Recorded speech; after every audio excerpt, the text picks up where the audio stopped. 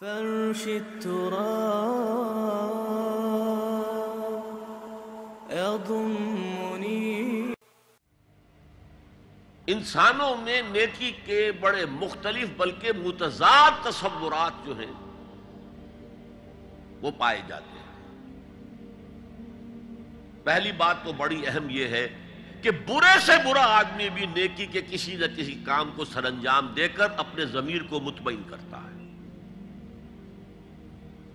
میں ڈاکہ تو ڈالتا ہوں لیکن بیواؤں اور غریبوں کی مدد بھی تو کرتا ہوں اپنے علاقے کے۔ میں فلاں کام تو کرتا ہوں لیکن فلاں مزار پر جا کر میں نے چادر بھی تو چڑھائی ہے، وہاں دیگ بھی تو پیش کی ہے۔ اس کی وجہ کیا ہے؟ ابھی جس چیز کا ذکر ہو رہا تھا، ضمیر، کانشنس، یہ انسان کی باطنی شخصیت کا ایک بہت اہم جز ہے۔ ضمیر کا لفظ اس معنی میں قرآن میں نہیں آیا، لیکن قرآنی اصطلاح ہے نفس لوامہ، وہ نفس جو اندر سے ملامت کرتا ہے۔ دیکھو تم نے جھوٹ بولا، تمہیں جھوٹ نہیں بولنا چاہیے تھا۔ کسی اور نے ملامت کی یا نہیں کی، تمہارے اندر کوئی شے ہے جو ملامت کر رہی ہے۔ دیکھو تم نے فلاں شخص کا دل توڑ دیا، یہ اچھا کام نہیں کیا۔ یہ ہے لوامہ، جس کی قسم کھائی گئی، لا اقسم بیوم القیامت ولا اقسم بالنفس اللوامہ۔ یہ نفس لوامہ ہر انسان میں ہے، اور جیسے ہمارے ظاہری وجود کے تقاضے ہیں، بھوک لگتی ہے، پیاس لگتی ہے، اسے کپڑے کی ضرورت ہے موسمی اثرات سے بچاؤ کے لیے، یہ جو مانوی شخصیت ہماری اندر ہے یہ بھی کچھ ڈیمانڈ کرتی ہے، اور انسان اپنے آپ کو مطمئن کرتا ہے، ریشنلائز کرتا ہے۔ ٹھیک ہے، یہ تو خرابیاں ہیں، لیکن میں نے یہ کام بھی تو آخر کیے ہیں نا۔ یہ انسان کی ایک لازمی ضرورت ہے، اپنے ضمیر کو مطمئن کرنا۔ اب دیکھیے ہمارے ہاں کے مختلف طبقات میں مختلف تصورات ہیں نیکی کے جو رائج ہیں۔ ہمارے ہاں ایک مذہبی طبقہ ہے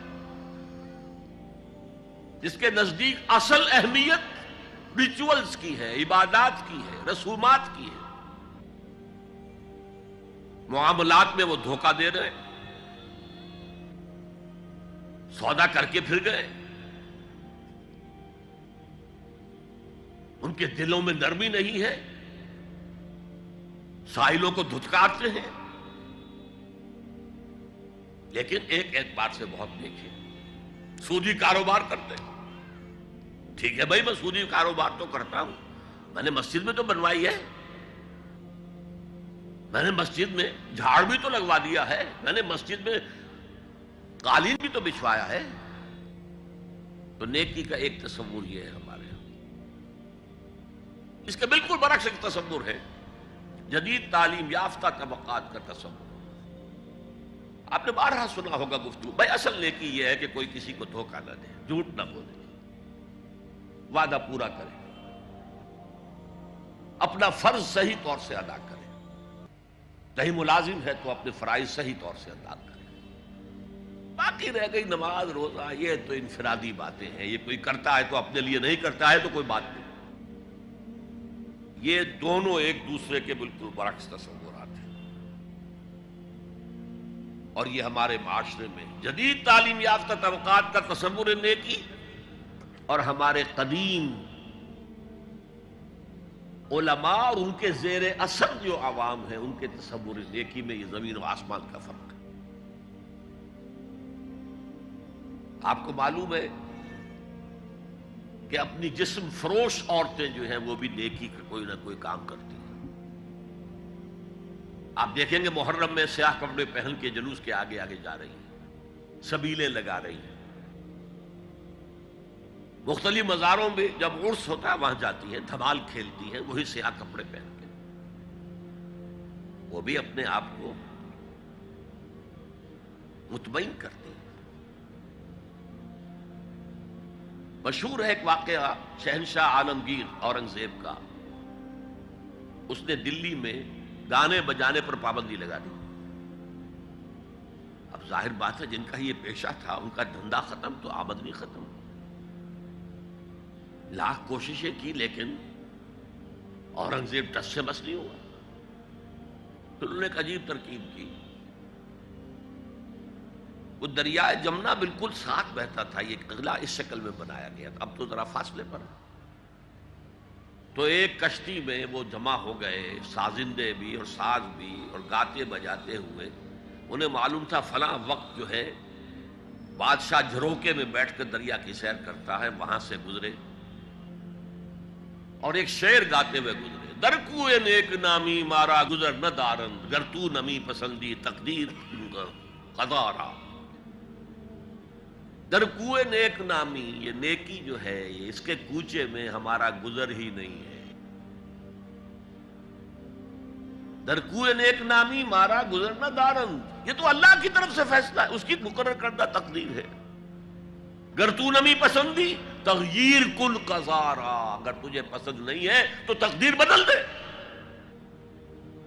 تو بادشاہ ہنس پڑا اور اس نے کہا کہ ٹھیک ہے بھائی، گانے بجانے کی حد تک تمہیں اجازت ہے. تو ہر ایک طبقے کا اپنا ایک تصور ہے نیکی کا.